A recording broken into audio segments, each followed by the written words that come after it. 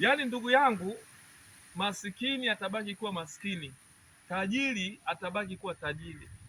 Mimi ninavyowaambia hamnielewi. Hebu angalia hapa, niko Masaki huku watu wanakula baga, watu wanakula vitu vizuri.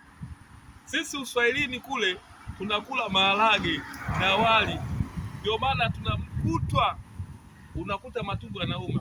Sasa hebu angalia, hebu waonyeshe mazingira, angalia mazingira haya. Huku ni Masaki jamani, Masaki huku mtu akijamba anapewa pole, anakimbizwa hospitali. Sasa jambe huko mtaani kwetu huko Mbwinde, Tandale huko Manzese, utasikia mtu anakimbizwa tena anapigwa, mpumbavu, hauna akili. Lakini huku mtu akijamba anaambiwa pole pole, uko sawa, uko sawa. Jamani, tutafute pesa. Huku mtu akijamba anapewa pole tena anakimbizwa hospitali. Sasa we jamba tu uko Uswahilini kwetu utasikia muone huna akili. Ndio maana huko kama kichwa kama babako, naambiwa maneno mengi, naambiwa sura kama ngozi ya baba.